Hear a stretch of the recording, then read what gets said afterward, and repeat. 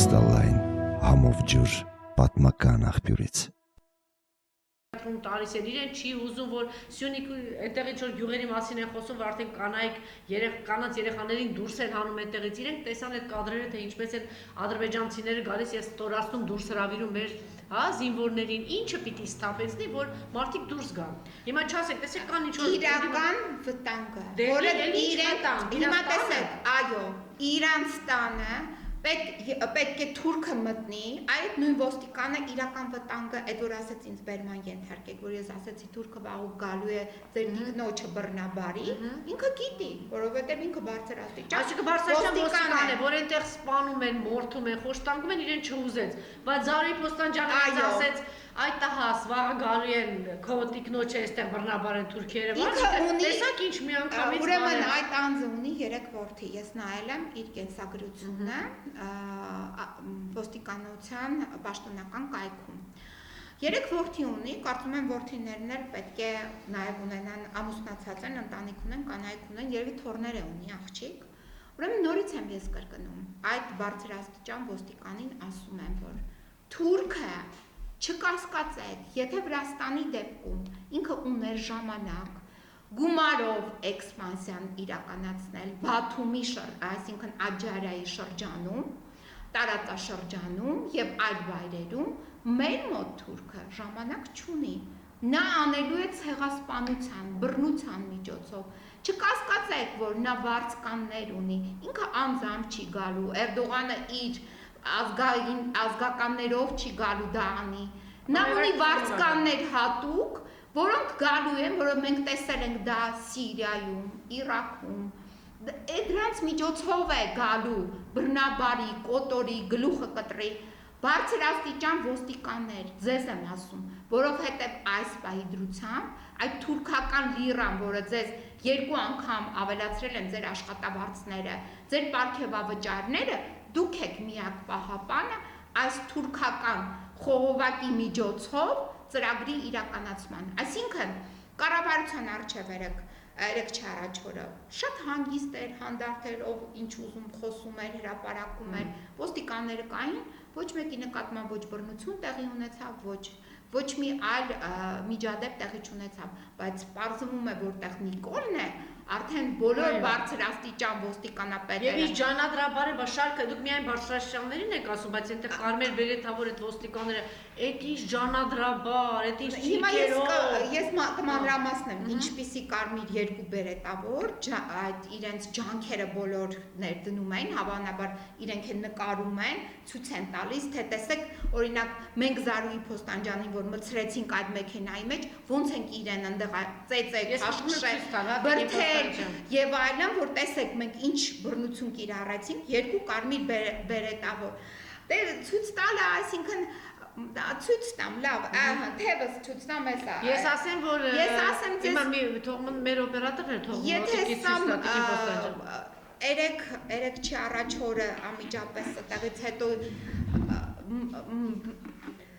ցավերը այդպիսին չեն, որովհետև շոկի մեջ չէի հասկանում, միայն սրտխառնոց ունեի։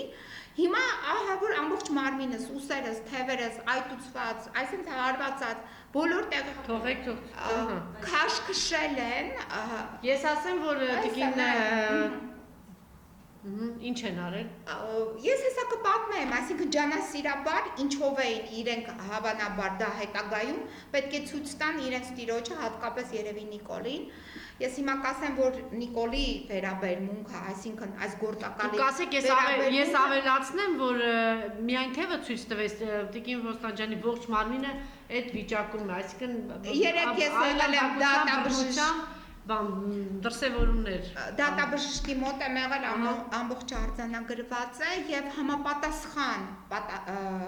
գործառույթներով իրավական ընթացակարգով եւ նաեւ հանրային պարսավանքով ես հասնելու եմ նրան, որպեսզի այս մարդիկ պատժվեն, այնպես չի որ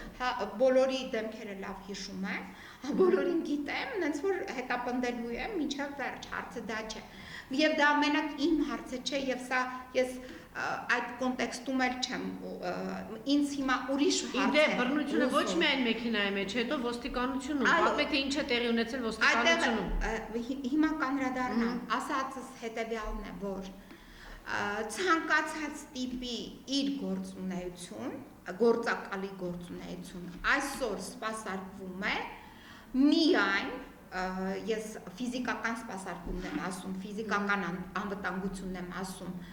միայն ոստիկանական այդ ուժերի կողմից։ Այսինքն մենք ոստիկաններին այդտեղից հանում ենք, ինքը Նիկոլը մնալու է մերկ է մնալու իր ամբողջ այդ բյի տղայի եւ բյի տեսնելու ենք, մենք տեսնելու ենք իր այդ մերկությունը։ Ասեմ ձեզ, ոչ ես չգիտեմ կանանց երեք չի առաջ օրը էլի բերման ենթարկել են թե ոչ,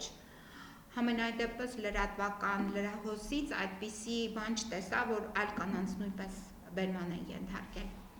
Բերման էին ենթարկում տղամարդկանց, ինչ որ ես եմ տեսել այդ Քանաքերձեյթուն ոստիկանական բաժանմունքում։ Սկզբից բռնությունը տեղի է ունեցել իմ նկատմամբ մեքենայի մեջ, հետո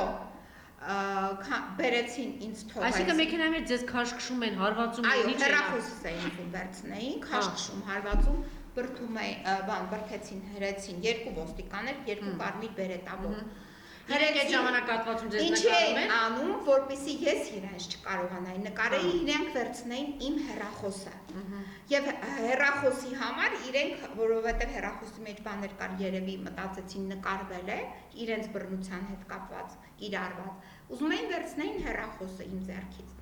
Հետո հրեցին, շպրտեցին այդ մեքենայի հետևի հատվածը, ինձ հետ մի ևս բերման ենթարկվող կար այդտեղ, մի տղամարդ էր, ասում էր ինչ եք անում եւ նա էր փորձում ինձ պաշտպանել այդ մեքենայի մեջ պատկերացրեք ոստիկանը երկու ոստիկան ենք ինձ շպրտել են հետևի հատվածը գազեր տիպի մեքենա էր երևի վարորդներ եւ մի հատ էլ Իջեւ այն հատվածը որ ձեզ հրելով հրմշտելով մտցնում են մեքենա ինչեւ այդ հատվածը ամենքնուսի մեր գործընկերները նկարանել էին կա այդ ձայնագրությունը այդ հրմշտոցից հետո շարունակվում է մեքենայի մեջ իրանք ուզում են իմ հեռախոսը վերցնեն որովհետեւ տեսնում են որ իրանց այդ բիրտուժի կիրառումը իմ հեռախոսով կարող է ձայնագրվել Հետագայում արդեն սիրենաները միացրած այդ մեքենան մեզ տանում է Քանաքերձեյթուն ոստիկանության բաժին։ Այնտեղ մեզ հանում են մեքենայից, ինձ եւս այդ մի տղամարդուն։ Ես չտեսա այդ տղամարդուն, որ կողմ ուղեկցեցին, վերեմ կարծեմ բարձրացրեցին կամ ուր տարա։ Եթե ձեր նկատմամբ բռնություն պատկերացնեք, այդ տղամարդու նկատմամբ ինչ են արել։ Այո, եւ բռնություն, քանի որ նաեւ այդ միջանցքը կային կամերաներ, իմ կարծիքով պետք է դա տեսաձայնագրվեր։ Երկու կողմից, այսինքն ամբողջ միջանցքը կամերաների ներքո պետք է ինչ-որ ձայնագրություններ լինեն։ Իրանք բերեցին ինձ թողեցին այդտեղ միջանցքում։ Գնացին 5 հոգի երևի 10 կիլոգրամ այս փորային հատվածի ճարպով տղամարդիկ հիմնականում նրանց հագուստը քաղաքացիական էր, ոչ ոստիկանական։ Նրանք գալիս էին ամեն մեկը ինչ որ բան էր ասում էի ես խնդրում եմ ինձ ներկայացրեք իրավական հիմքը, բայց ասեմ ձեզ արդեն որ ինձ մցրեցին այդտեղ, ես հեռախոսը կարողացա գեդին որ շպրտել էին մեքենայի մեջ, ես իմ հեռախոսս վերցրել եմ։ Հեռախոսս միացրած էր եւ ես խոսում էի իմ գործընկերների հետ։ Ֆրանսիական փաստաբանական ընկերություն կա, ում հետ ես գործընկեր եմ, իրենց հետ եմ խոսում եւ ասում եմ, որ ինձ բերել են, խնդրում եմ նաեւ հայտնեք ապօրինությունների վերաբերյալ, միանգամից կապ հաստատեք Հայաստանի Հանրապետության ոստիկանության համապատասխան բաժանմունքների հետ։ Այդ ժամանակ ես նաեւ պնդում էի, ասում էի, խնդրում եմ ինձ ներկայացրեք իրավական հիմքը, ինչի համար եք ինձ բերել։ Այդ ճարպա գունդով այդ տղամարդիկ եւ որոշ ոստիկաններ ինձ ասում են հեսա կգան ձեզ կբացատրեն թե որ իրավական հիմքով են բերել այստեղ ասի դե որ դուք ինձ չեք բացատրում ես գնում եմ եւ փորձեցի դուրս գալ այդ միջանցքից դեպի դուրս դրանից հետո արդեն հարցակվեցին վրաս ծեծ կտու քաշելով հեռախոսս վերցրեցին արդեն եւ այլն Հետո իրանք էլ են տեսնում երևի հավանաբար այդ կամերաները կան Եվ այդ Դե իրենց ժամանակ կամերաներն է, տեսախցիկներն է, կարող է վերցնել, հետո ջնջել։ ես չեմ Իրենցն է, չէ՞, ինչ Հետո է իրենք ասենք չի փորձում են արդեն ձայնագրել։ հասկացան, փորձում են ինձ փոխանցեին, տեղափոխեին դեպի ոստիկանության այդ սենյակներից մեկը, որպեսզի չերևան։ Այնտեղ մի իրավախորհրդատու տիկին կար, այդ իրավախորհրդատուն հավանաբար ուղիղ կապն է գործակալների հետ, Նիկոլի եւ մնացած գործակալների հետ։ Նա զեկուցում էր, գալիս էր րոպե մեկ ինձ ինչ-որ բաներ էր ասում, մի խոսքով անմիջապես ինձ ուզում էին մտցնել ինչ-որ մի սենյակ, որպեսզի այնտեղ ավելի դյուրին դառնար ոչ կամերաների առջև իրենց բռնի գործողությունները։ Ուրեմն այդ ժամանակ ձեզ ուղված B-ի տղերք անվանումը ես շարունակում եմ պնդել, որովհետև դուք բոլորը թուրքական լիռա ստացող այդ բոլոր այդ տղամարդիկ, այդ 10 կիլոգրամանոց ճարպա գնդերով տղամարդիկ եւ նաեւ այն ոստիկանական հագուստով գտնվող տղամարդիկ, դուք բոլորը այդ B-ի տղա եք եւ B եք։ Ինչու՞, որովհետեւ դուք գործակալին ծառայող գործակալական գործողություններ իրականացնողներն եք եւ անում եք եւ արել եք այդ օրվանից միգուցե ավելի վաղ ժամանակվանից սկսած սպասարկելով այս գործակալին։ Հետո հիմա տարան ինձ մցրեցին բռնի ուժով Սիրեկանյան համայնքային ոստիկանության պետ ցուցանակով այդ աշխատասենյակ։ Այդ աշխատասենյակում 3 հոգի, այդ թվում նաև այդ Սիրեկանյանը, որը ղեկավարում է, մի հատ ավելի ցածրահասակ, էլի 10 կիլոյանոց ճարպագնդով մեկը եւ մի հատ էլ ոչ միայն 10 կիլոյանոց ճարպագնդով, այլ թաթարա։ Հիմա սրանք թուրքական են մաքուր։ Այդ թուրքական տարը նաև գործում է Ռուսաստանի Դաշնությունում։ Թուրքալեզու պետությունների ներկայացուցիչների միջոցով նրանց 10%-ը թուրքալեզուների նաև ներգրաված են զինված ուժերում ռուսական։ Եկեք չմոռանանք ինչ է տեղի ունենում, ինչ դեմոգրաֆիական փոփոխություններ են տեղի ունեցել նաև Ռուսաստանի Դաշնությունում։ Հետևաբար ասածս ինչ է։ Մենք իրավունք չունենք մեր զենքերը վայր դնել։ Մենք ունենք զինված ուժեր, հարգելի զինված ուժերի ներկայացուցիչներ։ Մենք չենք մոռացել, թե ինչպիսի հայտարարությամբ դուք հանդես եկաք։ Դուրս եկեք հրապարակներ, դուրս եկեք մեր քաղաքների հրապարակներ, կազմեք ռազմաքաղաքական շտաբ, անմիջապես զինեք մեր սահմանամերձ բնակչությանը։ Եկեք պատրաստվենք դիմադրության, որովհետև թուրքը հիմա գտնվում է մեր տանը։ Դուք պատկերացրեք, հարգելի քաղաքացիներ, զինված մի հանցագործ մտել է ձեր տուն, զենքը պահել է ձեր տիկնոջ երեխաների վրա եւ ասում է կամ դուրս ես գալի այս տնից, կամ ես քեզ կսպանեմ։ Դուք ինչ եք անում։ Չեք դիմադրելու, դուք ձեր կյանքը որպես տղամարդ ուզում եք փրկեք, ես որպես կին դիմադրելու եմ։ Ես չեմ իմ կյանքը ինձ պետք չէ, եթե պետք է թուրքը մտնի իմ հայկական անարատ հողում, սկսի իր վայրագությունները։ Հիմա մենք դա թույլ ենք տվել, առանց դիմադրության հանձնել ենք Քաշաթաղը, Հիմա էլ թույլ ենք տալի, որ Նիկոլը ցինիկաբար, ասի արել եմ ու անելու է Նիկոլը։ Արել եմ ու անելու է։ Արել է եւ անելու է շարունակը, որտեղ չունի դիմադրություն։ Որովհետեւ ինքը տեսնում է այդպիսի հայտարարություն է անում կառավարությունում, 500 մարդ է դուրս գալիս, ասում ինչ ես անում։ Հիմա դրա համար որպեսզի այդ մարդիկ չգան կառավարություն, մի եկեք կառավարություն։ Ստեղծեք այդ կառավարության օղակները, մարզպետարանները, յուրաքանչյուրը ձեր մարզում եւ ձեր քաղաքներում։ Այդ մարզպետարանները ստեղծեք զուգահեռաբար։ Զինված ուժերի ներկայացուցիչներ, ովքեր որ վախենում են Նիկոլից կամ գործակալական ցանցի մեջ են ընդգրկված կամ դավաճանություն են ինչ որ տեղ թույլ տվել, վախ ունեն իրենց մեջ։ Դրանք թող ոչինչ, մի փոքր կողքի լինեն, բայց մնացած մեր սպայական կազմը ուր եք։ Չէ որ զինված ներխուժել են մեր տուն։ Դուք մեզ չեք ուզում պաշտպանել, զենքը ձեր ձեռքում է։ Ես 3 ժամ, շուրջ 3 ժամ, մինչև իմ երեխաներս եկան եւ դուրը թակում էին այդ ոստիկանության, ես ինքս ինձ պաշտպանել եմ։ Փորձել եմ պաշտպանել, ստացել եմ մարմնական վնասվածքներ, բայց դիմադրել եմ այդ եզերի, այդ 10 կիլոգրամանից ճարտպակ գնդով եզերի։ Ես փորձել եմ դիմադրել, ստացել եմ մարմնական վնասվածքներ, սիրտս խառնում է այդ ամեն ինչից, ինձ ստորացրել են, նվաստացրել են, բայց ես դիմադրել եմ, գոնե գիտեմ, որ ես դիմադրել եմ, ես ինչ-որ պետք է իրենց ասել եմ, պատասխանել եմ, ձեռքերս բռնել էին, բայց ես պատասխանել եմ, կարողացել եմ խոսել, ասել եմ, դուք ինչ եք անում, զինված լինեի, ես ուրիշ բան կանեի, և անելու եմ, Նիկոլ, հենց այնպես չեմ ասել, հերթ են կանգնած, և կանգնակ և տղամարդիկ, Սողոմոն Թելերյաններ մեր ազգը դեռ ունի, և ունենալու է, այդ ապագան թուրքական չի լինելու, այդ թուրքական ապագայի, որ պաստառները կպցրել ես, չի լինելու դա, ով քո բոլոր այդ ոհմակին, բոլորիդ հայտնի եմ դարձնում, չի լինելու, թուրքը չի լինելու իմ հողում, մենք հասնելու ենք մինչև Բաքու, իմ արևելյան սահմանը Բաքուն է լինելու, իմ դեմարկացիա, դելիմիտացիան լինելու է Բաքվում,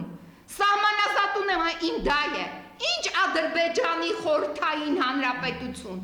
որտեղից դու գիտես այդ Ադրբեջանի խորհրդային հանրապետության մասին իր սահմաններում, Ադրբեջան եղել է, ադրբեջանցի եղել է, հիմա թուրքական պետության ճանաչում ես դու սկսել, այդ թուրք, քեզ ով է թույլ տվել, որ դու իմ անունից հանդես գաս, Էրդողան, Չաուշօղլի, ռուսական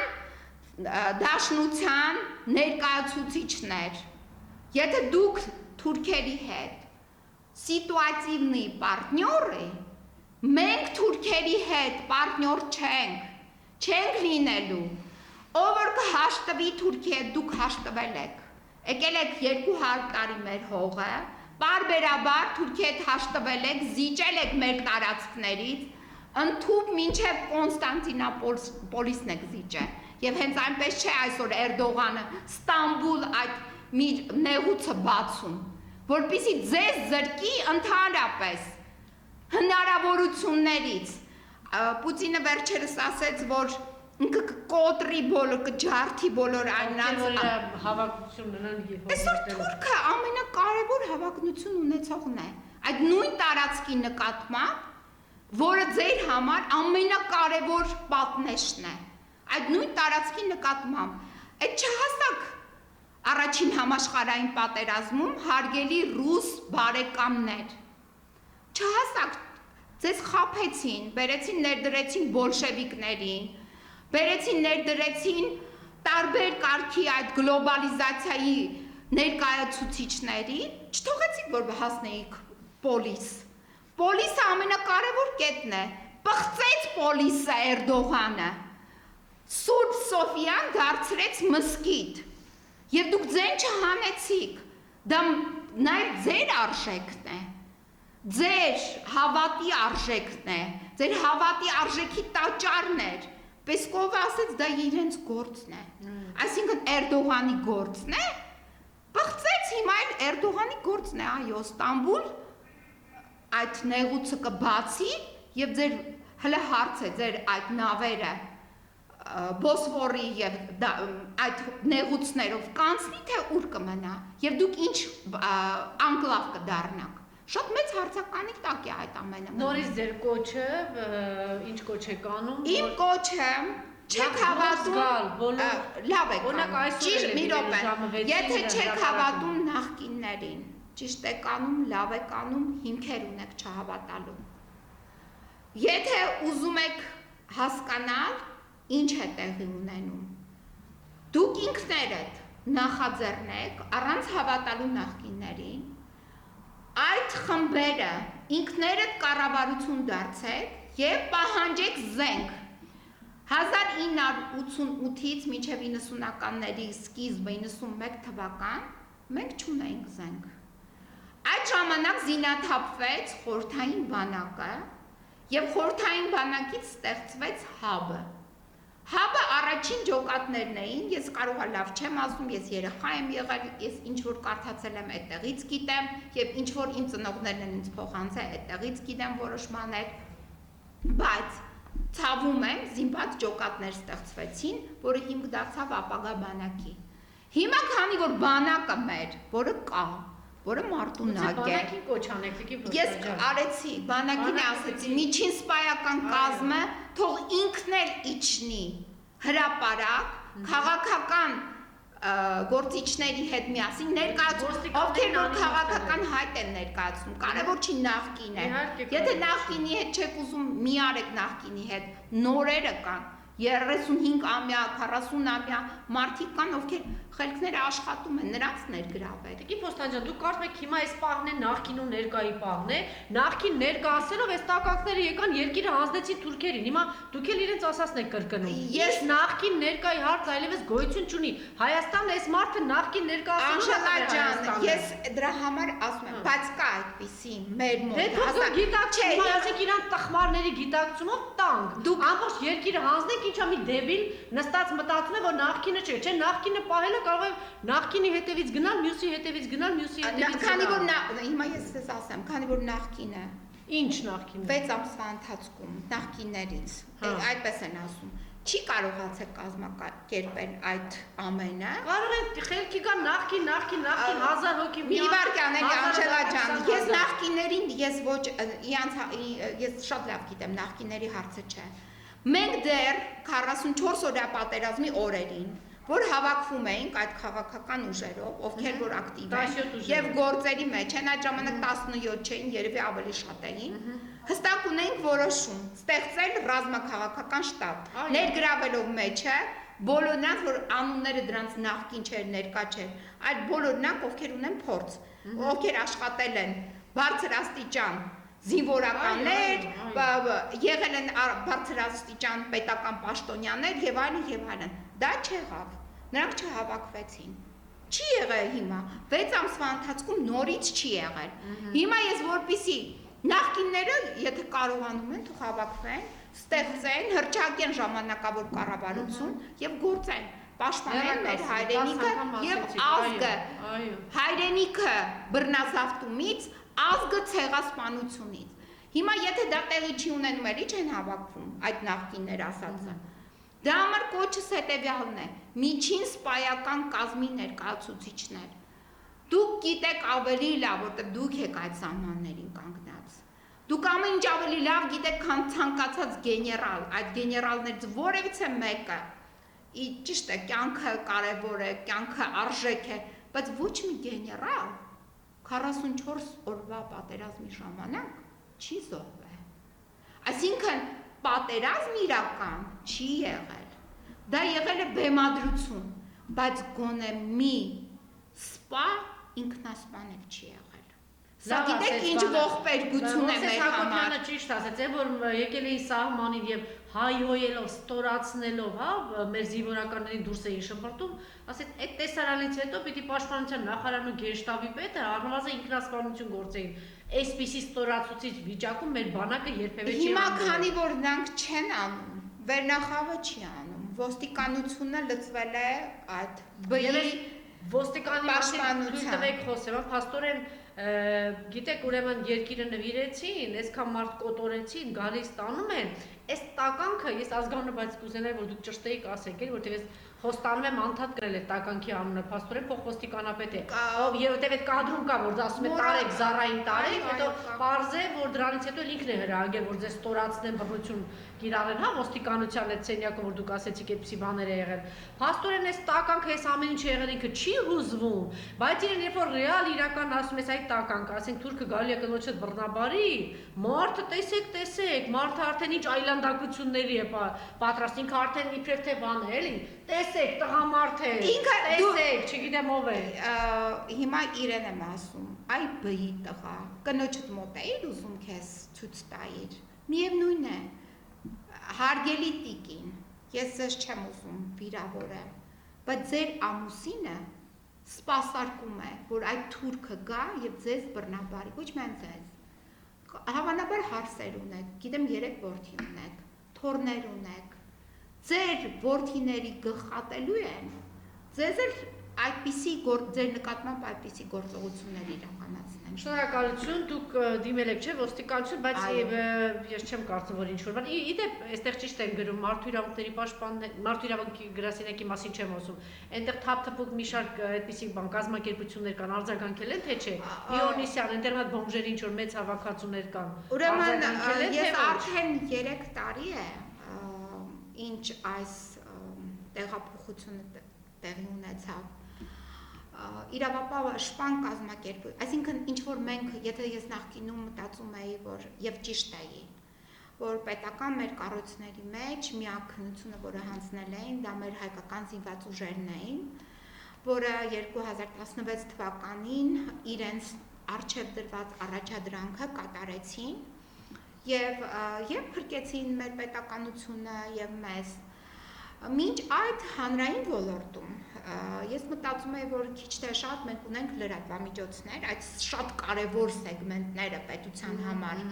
լրատվամիջոցները, որ կայացած ինստիտուտներ են մեր լրատվամիջոցները եւ իրավապաշտպան խմբերը, կազմակերպությունները։ Անժելա ջան, ես հիմա հասկացա, որ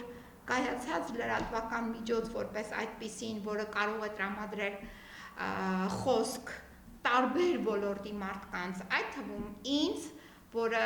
ինչ դիրքորոշում է ունեցել ցանկացածի նկատմամբ, ինչ է արել նախկինում եւ այսօր, եւ դուք բոլորին տրամադրեցիք այդ խոսքի հնարավորությունը, ես դրա համար ձեզ շնորհակալ եմ։ Եվ այլ լրատվամիջոց ինձ այդ խոսքի արտահայտվելու իրավունքը չտրամադրեց այս 3 տարիների ընթացքում։ Մինչ այդպես իրեն ազատություն հռչակած ազատությունը նայեք 2018 թվականի ապրիլի 22-ից հետո, երբ Կարլենը կեղծում էր լրատվական այդ տեղեկատվական հոսքը, երբ կեղծում էր, դրանից հետո ինձ որևիցե մի անգամ ազատություն ռադիոկայանը չի հրավիրել։ Իսկ ինձ թվում էր, որ մենք ունենք մրցակցություն այդ դաշտում, ունենք բազմակարծություն։ Եվ նույնն էլ իրավապաշտպանների մոտ է։ Պարզվում է ամեն մեկը թե լրատվամիջոցներն են, իհարկե անկախ ես միամիտ չեմ, անկախ լրատվամիջոց գոյություն չունի աշխարհում 21-րդ դարում։ Ինձ մի պահ թվում էր, որ սոցիալական ցանցերը պետք է ճեղքեն ավտորիտարիզմը։ Ինչպես Ֆուկոյանը մաներ գրել, ես հավատում եի այդ թեզին, բայց իրականում դրանք բոլորը կեղծ էին, այսինքն նույնիսկ սոցիալական ցանցերը նրանք այնպիսի զենք դարձան այս անցումային շրջանում, որը կեղծեցին նաև լրատվական հոսքերը, այսինքն ճիշտ ճշմարիտ տեղեկատվությունը կեղծեցին։ Հիմա ասածս ինչ է, որ ոչ լրատվության մեջ, որ շատ կարևորություն է պետության մեջ, ազատ խոսքի իրավունքը եւ ճիշտ տեղեկատվություն ստանալու հնարավորությունը, դա հավասարազոր է զինված ուժերին։ Դրանով են մեզ խափում, այսինքն որտեղ է այդ բի տղայի, այդ Նիկոլի ուժը, այդ կեղծիքի մեջ, նա այդ կեղծիք խոսքով կեղծում է, խոսքով խափում է, րոպե մեկ խափում է։ Նույնն էլ մեր հասարակական կազմակերպությունները, որևիցե մի հայտարարություն այդ հասարակական կազմակերպություններից, որոնք տեսել են, ինչպես են Ապոլինի բերմանից ենթարկում, չեն հայտարարել։ Շնորհակալություն։ Ես էլ եմ շնորհակալ։ Շնորհակալություն։